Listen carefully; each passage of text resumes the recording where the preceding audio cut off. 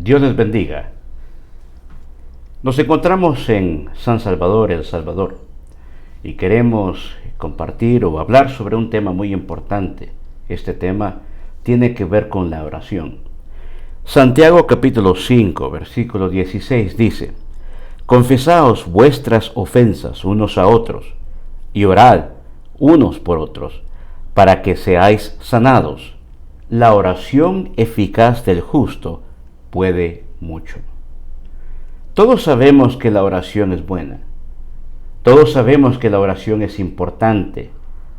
Usted puede preguntarle a cualquier miembro de la congregación y todos le dirán: oh sí, la oración tiene poder, la oración es muy buena, la oración es necesaria. Pero usted verá que los cultos de los días entre semana, el día martes o miércoles, o dependiendo de qué día de la semana tengan culto de oración en su iglesia, verá que es el culto donde menos asistencia hay. Todos quieren ir al culto dominical, todos van y quieren congregarse al culto dominical, pero entre semanas siempre el culto de la oración o el culto del estudio bíblico son donde menos asistencia hay. Y por eso vemos que en las iglesias vemos que hay una gran necesidad de un nuevo avivamiento. Y este avivamiento no surge por estas mismas razones, porque hay muchas personas que han dejado la oración y el estudio de la palabra. Ahora, todos queremos que Dios escuche nuestras oraciones. Todos queremos que Dios conteste nuestras necesidades o nuestras peticiones que alzamos delante de Él a través de la oración. Creo que si le pregunta a cualquier persona: ¿tú quieres que Dios escuche tu oración?, todos dirán que sí. Pero la Biblia nos dice aquí: la oración eficaz del justo puede mucho. Dos cosas que debemos de analizar. La importancia en la oración, que Jesús mismo nos enseñó el modelo de la oración, dando la importancia a la oración él durante su ministerio terrenal. Cuando vemos la vida de Jesús, era una vida llena de oración.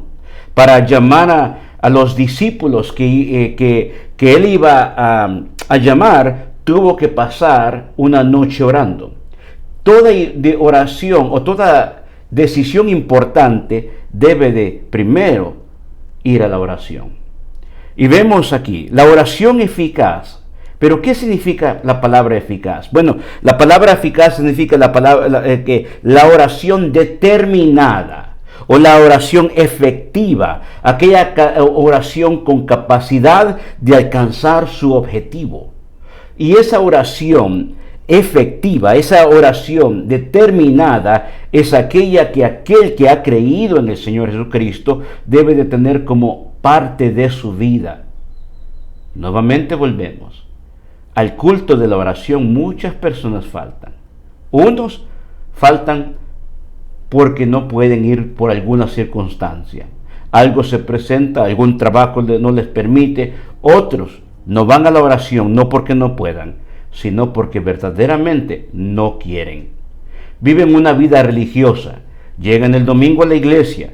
Hablamos mucho de los católicos. Que el católico llega a la iglesia y se persina y se confiesa y ya.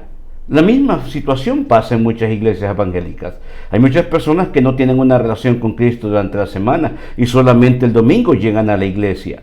Piensan que su oración es escuchada por un momento breve de alabanza y adoración.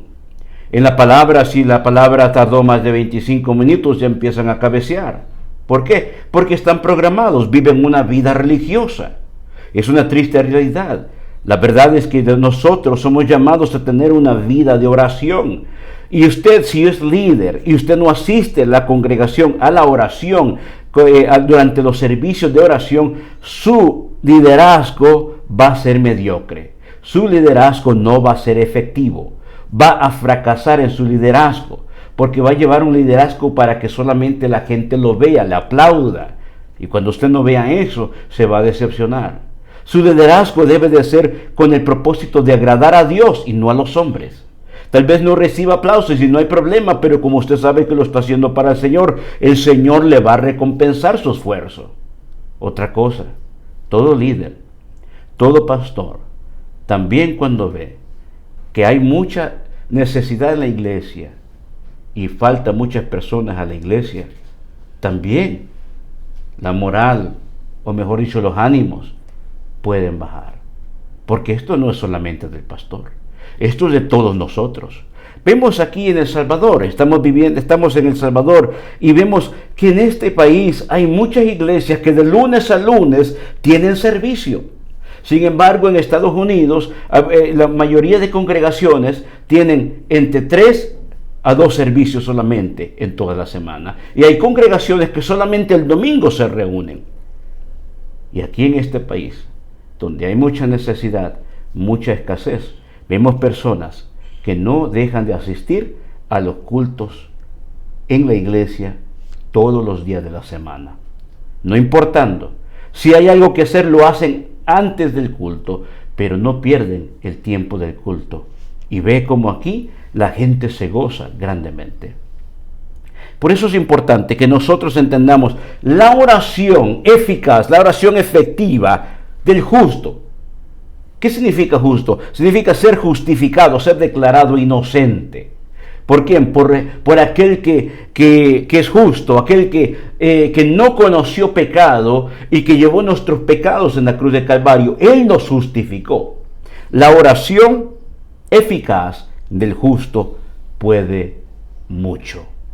Puede alcanzar el objetivo, puede producir milagros, puede producir paciencia, puede producir fe. Y vemos claramente el poder de la oración.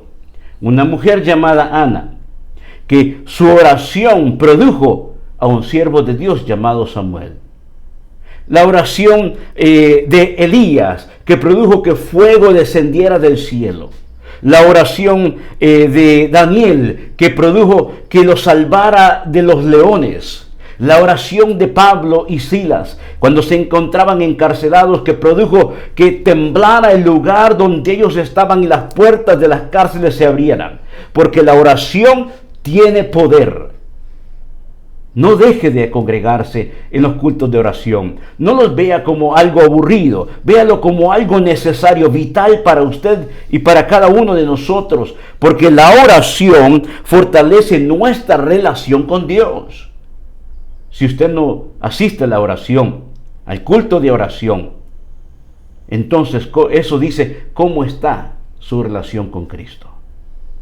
Porque todos tenemos tal vez un altar en nuestra casa de oración, pero no podemos orar de la misma manera que cuando nos reunimos todos, intercedemos y nos damos cuenta de las necesidades que hay dentro de la iglesia para unirnos e interceder por cada necesidad y petición. Si usted es un líder, asista a la iglesia, asista al culto de oración, no deje el culto de la oración. El culto que menos personas llega, con menos asistencia, siempre, tristemente, en muchas iglesias, es el culto de la oración.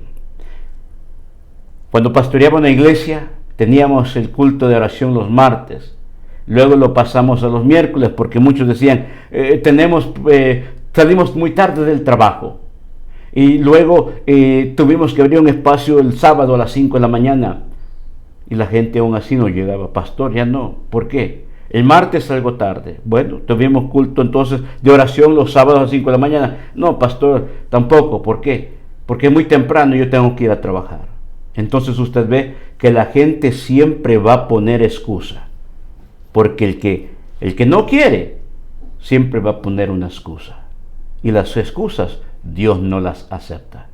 Su oración es un sacrificio que usted está presentando delante de Dios. Es importante que nos reunamos, que nos motivemos el uno al otro, a orar el uno por el otro, porque dice, confesaos vuestras ofensas unos a otros y orad unos por otros.